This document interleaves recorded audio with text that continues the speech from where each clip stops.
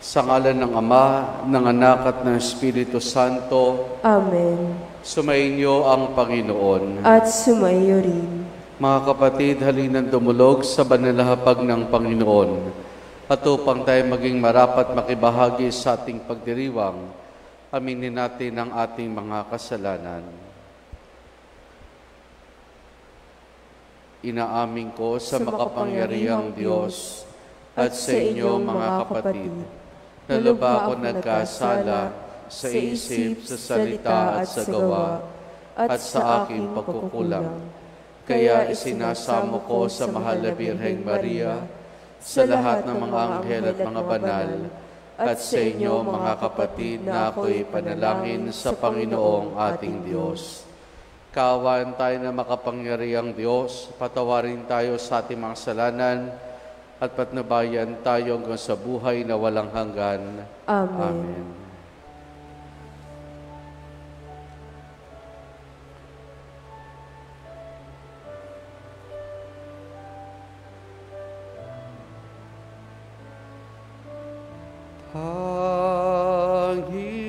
Panginoon, kaawaan mo kami.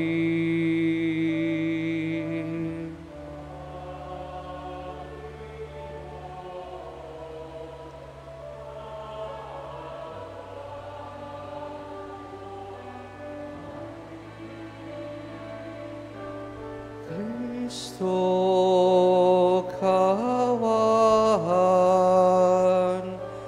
mo kami.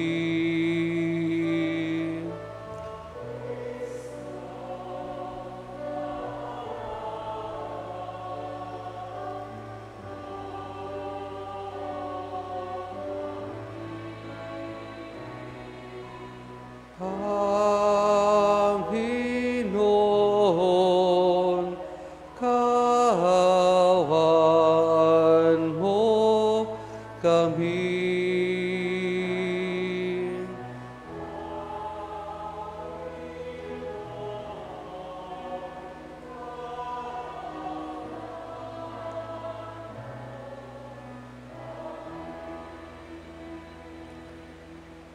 Manalangin tayo. Ama naming makapangyarihan, sa pag-ibigay mo sa amin ng bagong pagsilang sa binyag, pinagloban mo kami ng buhay mong walang wakas. Kaming pinatawad at binuhay para makapili mo kailanman, e pasapitin mo sa kaganapan ng iyong kadakilaan sa pamamagitan ni Jesus, kasama ng Espiritu Santo, magpa sa walang hanggan. Amen. Amen.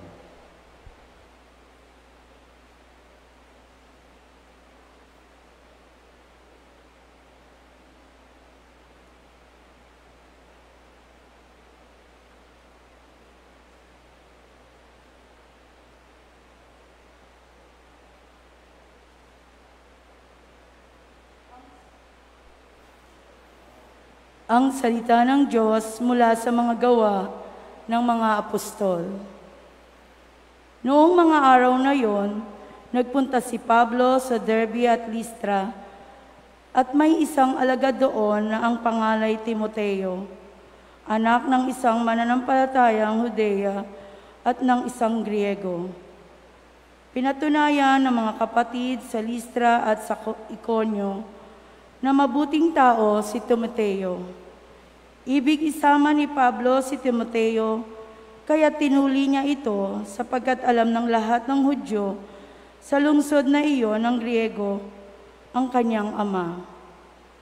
Sa bawat lungsod ng kanilang dinalaw ay ipinaalam nila sa mga kapatid ang pasya ng mga apostol at matatanda sa Jerusalem, at iniutos na sundin iyon. Kaya tumibay sa pananampalataya ang mga kaanib ng bawat simbahan at dumarami ang bilang ng mga alagad araw-araw. Naglakbay sina Pablo sa lupain ng Phrygia at Galatia sapagkat sinansala sila ng Espiritu Santo na mangaral sa Asya. Pagdating sa hangganan ng Misiya, ibig sana nilang pumasok sa Bitinya, Subalit, hindi sila pinahintulutan ng Espiritu ni Jesus. Kaya't bumagtas sila ng Misiya at nagtungo sa Troas. Kinagabihan, nagkaroon si Pablo ng isang pangitain na may isang lalaking taga-Macedonia, nakatayo at namamanhik sa kanya. Tumawid po kayo rito sa Macedonia at tulungan ninyo kami. Pagkatapos ng pangitaing ito, gumaya kami agad sapagkat natanto naming kami tinatawag ng Diyos upang ipangaral sa Macedonia ang mabuting balita. Ang salita ng Diyos. Salamat sa Diyos. Tugon, purihin ang lahat ng Diyos, parangalan siyang malugod. Purihin ng lahat ang Diyos, parangalan siyang malugod. Umawit sa kagalakan ang lahat ng mga bansa, Panginooy papurihan, paglingkuran siyang kusa. Lumapit sa harap niya at umawit na may tuwa. Purihin ng lahat ng Diyos, parangalan siyang malugod. Ang Panginooy ating Diyos, ito'y dapat malaman. Tayo'y Kanyang lahat, tayong lahat na ninalang. Lahat tayo'y bayan niya, kabilang sa Kanyang kawan.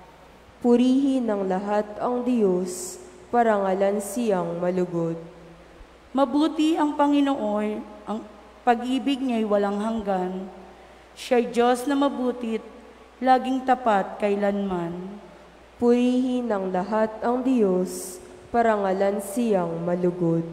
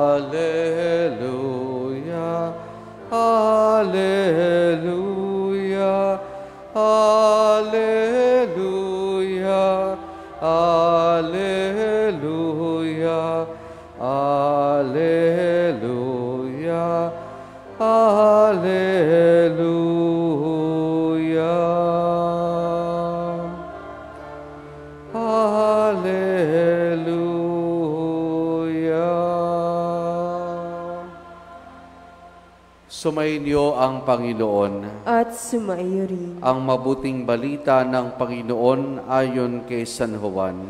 Papuri sa iyo, Panginoon. Noong panahong iyon, sinabi ni Jesus sa kanyang mga alagad, kung napopoot sa inyo ang salibutan, dapat ninyong malamang napoot na ito sa akin bago pa sa inyo. Kung kayo ay sa salibutan, ibigin kayo nito bilang Kanya. Ngunit yamang hindi kayo sa salibutan, kundi pinili kayo mula rito, itinapopoot sa inyo.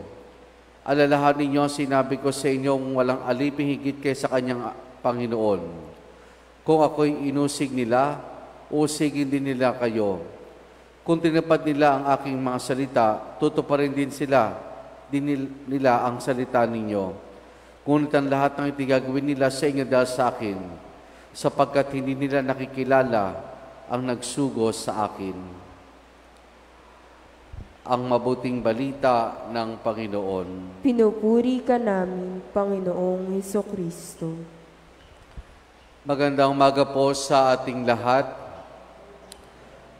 Matapos pong maganap ang Konseho ng Jerusalem, pinakaunang konseho na ganap sa kasaysayan ng simbahan para po may ayos ang issue tungkol sa na namamagitan sa mga Hudyong Kristiyano at mga paganong Kristiyano, ay nagpatuloy na muli sina Pablo at Bernabe sa kanilang paglalakbay upang ipahayag ang mabuting balita tungkol sa ating Panginoon. At ito mga kapatid ang siyang ating napakinggan sa ating unang pagbasa mula sa mga gawa ng mga apostol. Si Pablo at Bernabe muli naglakbay para sa pagpapahayag mabuting balita at dininakilala nila ang isang taong nagngangalang Timoteo na nais isama ni Pablo kung kahit hindi kanyang pinatuloy dahil ang mga magulang po ni Timoteo ay isang Hudyo at isang Hentil.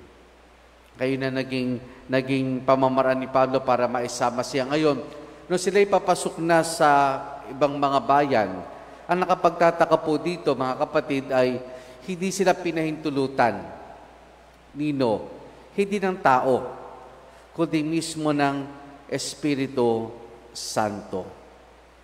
Hindi sila pinahintulutang maglakbay. Sabi nga dito, sinansala sila ng Espiritu Santo na mangaral sa Asya. Kumbaga, meron silang patutungo isang mga lugar. Ito na siguro yung plano ni San Pablo at ni Bernabe na mga lugar na pupuntahan, pero sila'y pinigil ng Espiritu Santo. Madalas, inisip natin na ang Espiritu ay gumagabay, ang Espiritu ay nagpapalakas, ang Espiritu Santo ng Diyos ay nagbibigay inspirasyon sa bawat sa atin. Pero may mga pagkakataon, siguro very rare, na Espiritu Santo nagpipigil sa atin. At ito isa siguro sa mga pagkakataon ngayon natin sa ating unang pagbasa na kung saan nga ay pinigil, hindi pinahintulutan ng Espiritu ng Diyos sina Pablo at Bernabe na pumasok sa ilang mga bayan at salip sila isang dinirekta sa Macedonia, kung saan sa isang panaginip po ni San Pablo ay nakita niya isang tao na tila bagang kumakaway, tumatawag sa kanila upang pumunta sa Macedonia. At yun nga ang nangyari. Matapos ang pagpapahinga ni Pablo at Bernabe, kagad-agad ay naglakbay sila patungo sa Macedonia. Ano nga yung pinapahiwatig sa atin dito, mga kapatid, sa ating unang pagbasa? Kung titignan natin, mga kapatid, yung karanasan ni San Pablo ay karanasan ng simbahan ngayon din ang basa sa atin. Sina Pablo at Bernabe, meron ng plano. Kumbaga ito na yung ruta na gagawin nila sa kanilang pagkapahayag ng mabuting balita. Dahil nais nga nila na mapasok ang lahat ng mga teritoryo kung saan ang mga hentil o mga pagano ay naninirahan. Pero may mga pagkakataon na hindi sila pinapahintulutan ng Espiritu ng Diyos. Ito rin, mga kapatid, ang karanasan ng simbahan at hindi ng bawat sa atin. Sa simbahan, sa napakahabang kasaysayan nito, maraming plano. Maraming gustong magawa, maraming gustong maabot, maraming gusto ang simbahan. Pero may mga pagkakataon na hindi ito natutupad. May mga pagkakataong hindi ito natutupad. Hindi siguro dahil sa kakulangan ng kakayanan, hindi dahil siguro sa kakulangan ng pondo, hindi siguro sa mga kaganapan sa paligid, kundi maaring ito rin ay pagkilos ng Diyos. Kaya nga, ang patuloy na panawagan parati sa atin sa simbahan ay yung patuloy na pananalangin upang sa gayon talagang tayo'y magabayan ng Espiritu ng Diyos, na sa gayon ay ma-purify natin yung anuman yung mga intensyon ng simbahan at maging ng bawat isa sa atin. Ang karanasan ni San Pablo at Bernabe, karanasan ng simbahan, at gayon din magiging karanasan ng bawat isa sa atin. Tayo may kanya-kanya mga personal na plano. Meron tayong mga gusto para sa buhay. Mahalaga na ito'y isang guni natin. Pag sinabi natin isang guni natin sa Diyos, pagdasalan natin ito. Kung ito ba talaga ay nararapat at makabubuti para sa bawat isa sa atin. Minsan kasi kapag tayo nag-iisip at kumikilos, minsan dala ng bugso ng damdamin. Minsan, maaring sulsol na ibang tao. Maring minsan, sa mga napapakinggan lamang natin sa ating paligid. Kaya minsan pagka mga ganyan, kagad-agad gusto nating kumilos, kagad-agad gusto nating gumawa ng desisyon. Pero sa mga ganyang pagkakataon, mga kapatid, higit nating kinakailangan ang gabay, ang biyaya, ang kaliwanagan ng ating pananampalataya mula sa ating Panginoon. Ito'y pamamaraan ng Diyos upang tayo'y dalhin sa mas maayos at mabuting kalalagayan. Amen.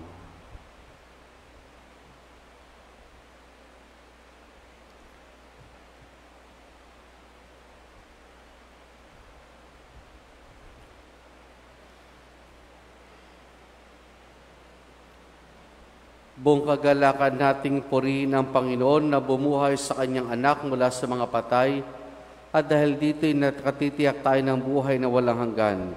Hingin natin ang tulong ng Panginoon sa mga panahon ng pagsubok, ating itutugon, Ama, panatilihin mo kami sa iyong pag-ibig. Ama, panitilihin mo kami sa iyong pag-ibig.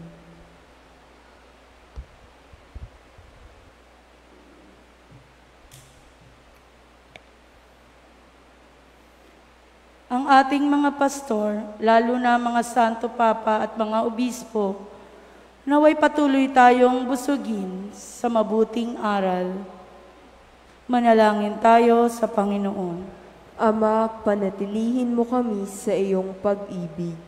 Ang mga inuusig dahil sa kaniyang pananampalataya kay Hesukristo, naway patuloy na palakasin ang kapangyarihang walang maliw. Manalangin tayo sa Panginoon.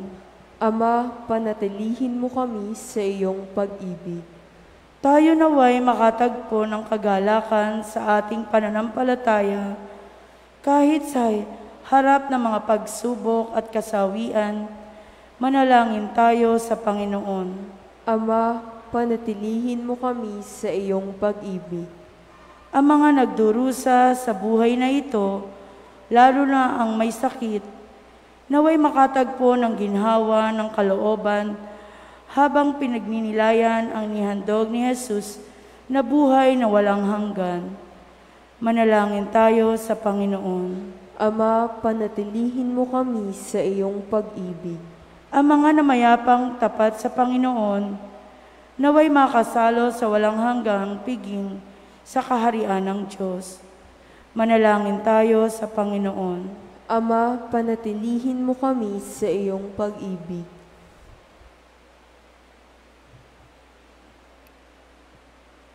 Isama rin natin sa ating pananalangin sa misang itong pasasalamat ni Josephine Bautista, kayon din para sa nagdiriman ng kanilang kaarawan na sina Michael Jed Valeriano at Maybel de la Cruz, para sa maagang pagaling ni Purisimo Prosperoso Sr. at para sa kapayapaan ng kaluluwa ni Orlando Regalado, Reynaldo Clarita, Amelia, Rodolfo Sr., Rodolfo Jr., Eugenio, Darwin, Mario, Betty, Basilisa, Purita, Soferina, Gina, Ruby, Celerina, Damaso, Michael, Macaria, Diosdado, Macario, Bonifacio at Tomas. Ating idulog sa Diyos, iba pa nating intensyon at panalangin.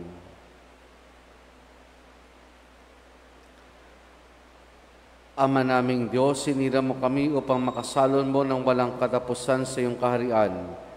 Pagkalooban mo kami ng lakas upang pasalin ang mga dusa at paghihirap, bunga ng pagkaunawang muli kaming bubuhayin sa pamamagitan ng mapagligtas sa kapangyarihan ni Kristo. Hinihiling namin ito sa pamamagitan niya, kasama ng Espiritu Santo, magpa sa walang hanggan. Amen. Amen.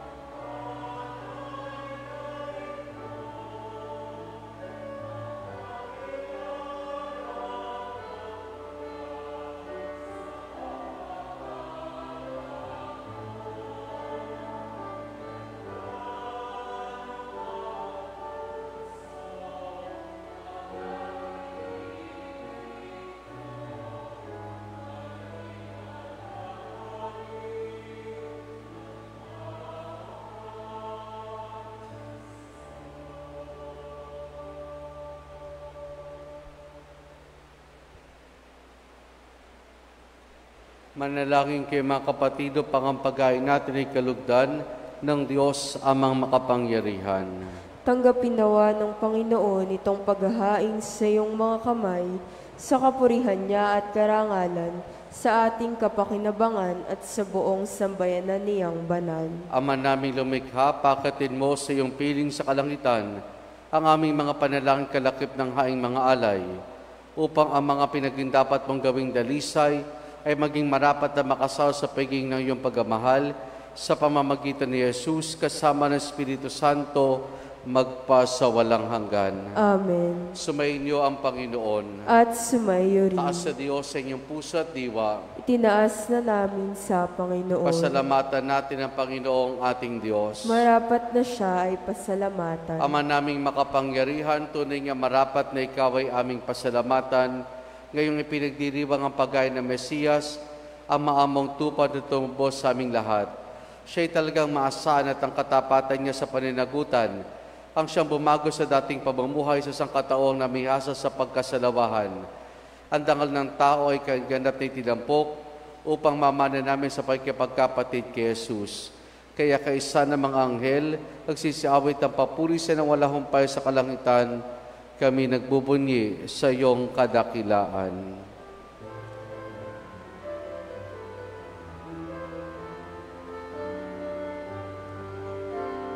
Santo, Santo, Santo, Diyos makapangyarihan, puspos ng walhati ang langit at lupa.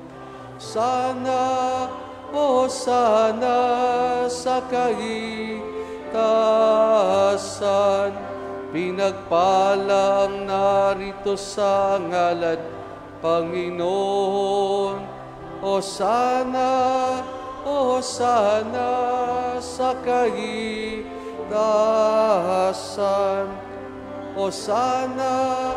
O sana sa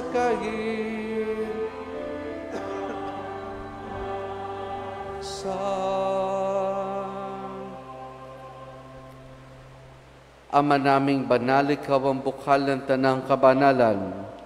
Kaya sa pamamagitan ng Espiritu, gawin mong banal ang mga kaloob na ito upang para sa amin, maging katawan at dugo ng aming Panginoong Hesukristo.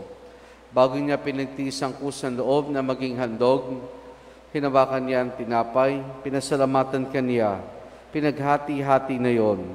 Iniabot sa kanya malagad at sinabi, tanggapin ninyo lahat ito at kanin itong aking katawan na ihahandog para sa inyo.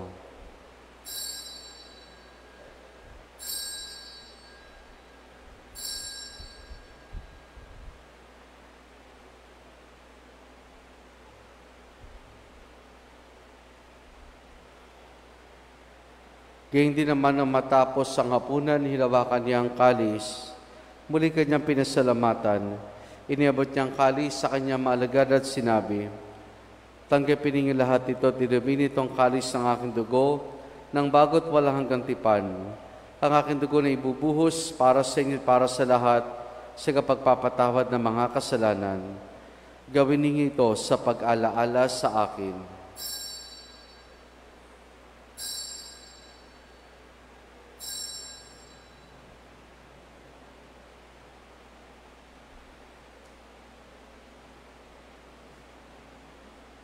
Ang misteryo ng ating pananampalataya. Aming ipinahayag na namatay ang iyong anak, na buhay bilang Mesiyas at magbabalik sa wakas para hayag sa lahat. Ama, ginagawa namin ngayon ang pag-alaala sa pagkamatay at muling pagkabuhay ni iyong anak, kaya tiyalay namin sa iyo ang tinapay na nagbibigay buhay at ang kalis na kakaloob ng kaligtasan. Kami nagpapasalamat dahil kami minarapat at tumayo sa harap mo para maglingkod sa iyo.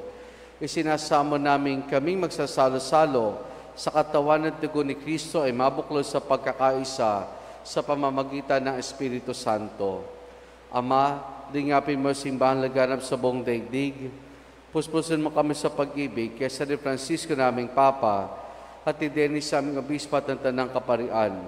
Alalahanin mo rin mga kapatid naming nahimlay na may pag-asang sila'y muling mabubuhay, gayon din ang lahat ng mga pumanaw at mga kaluluwa sa purgatorio. Kaawan mo sila at patuloyin sa iyong kaliwanagan.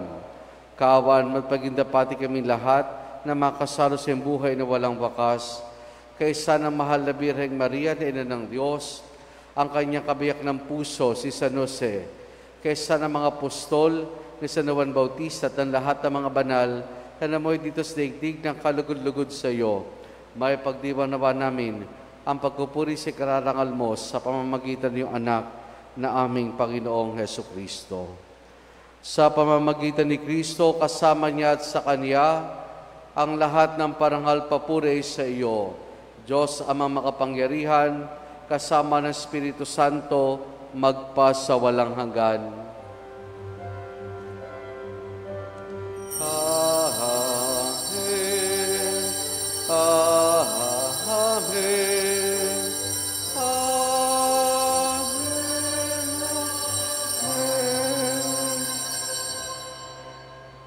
Sa tagubilin man ang kagagaling na utos sa turo ni Jesus na Panginoon natin na Diyos, ipahayag natin ng lakas loob.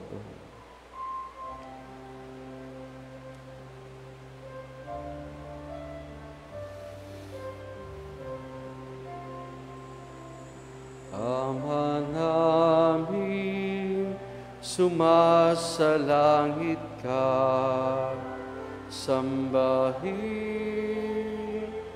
ang ngalan mo, mapasamin ang kaharian mo, sundin ang loob mo dito sa lupa para nang sa langit. Bigyan mo kami ngayon ng aming kakanin sa araw-araw at patawarin mo kami sa aming mga sala para ng pagpapatawad namin sa nagkakasala sa amin, at huwag mo kaming ipahintulot sa tukso, at iadya mo kami sa lahat ng masama.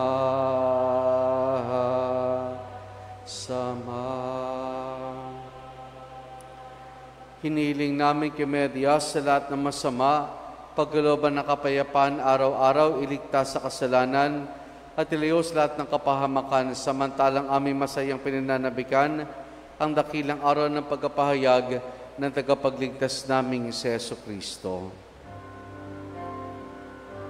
Sapagkat iyo ang kaharian at ang kapangyarihan at ang kapurihan magpakailanman. Amen. Panginoong Jesucristo, sinabi mo sa mga apostol, kapayapaan iniwan ko sa inyong aking kapayapaan ibinibigay ko sa inyo.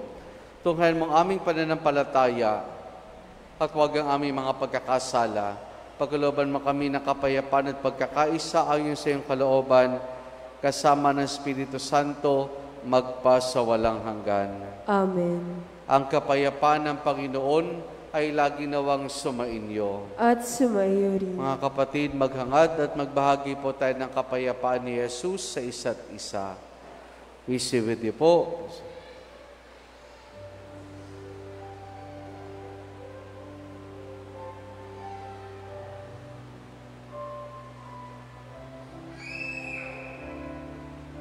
Cordero ng Diyos na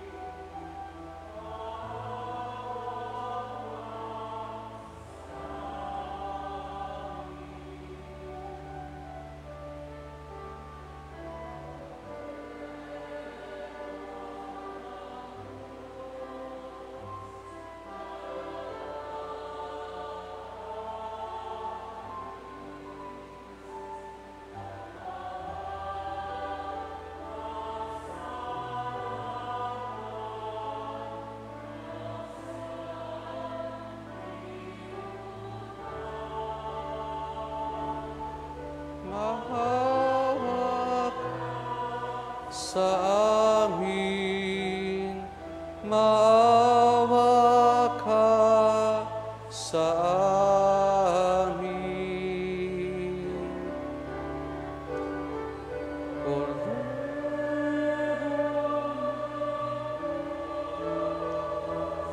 Na nag-aalis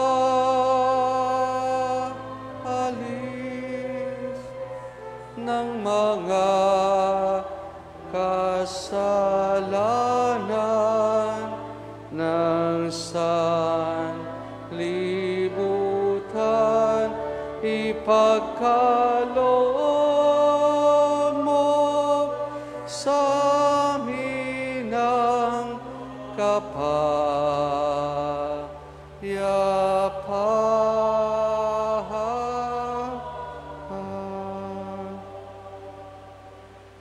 Narito si Jesus, ang kordero ng Diyos. Siya nagaling sa mga kasalanan ng sanlibutan. Mapalad ang mga inaaniya niya makiisa sa kanyang banal na piging. Panginoon, hindi ako karapat-dapat na magpatuloy sa iyo, ngunit sa isang salita mo lamang ay gagaling na ako.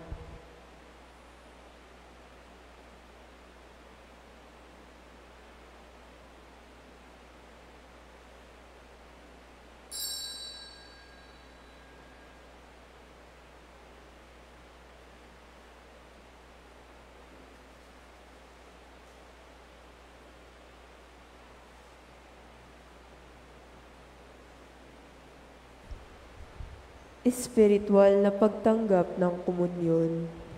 Panginoong Jesus, ako ay naniniwala na ikaw ay nasa kabanal-banalang sakramento.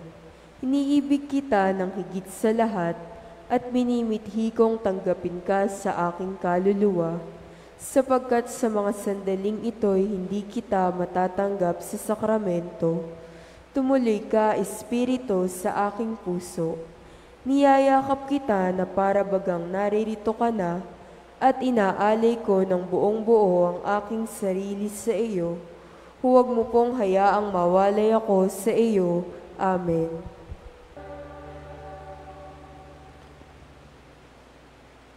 Manalangin tayo.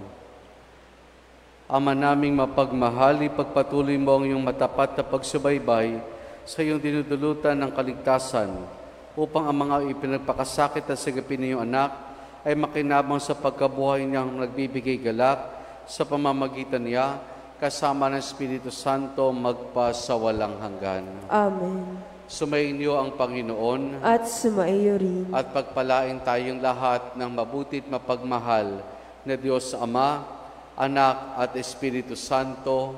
Amen. Naialay na natin ang pagdiriwan ng banal na misa. Humayo tayong taglayang kapayapaan at pag-ibig ng Panginoon. Salamat sa Diyos. Purihin po natin ang ating Panginoon.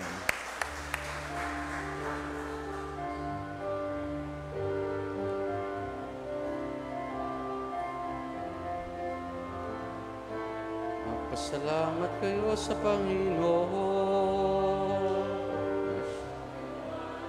Ang bagay dito sa mundo, siya'y gumawa ng buwan at mga bituin.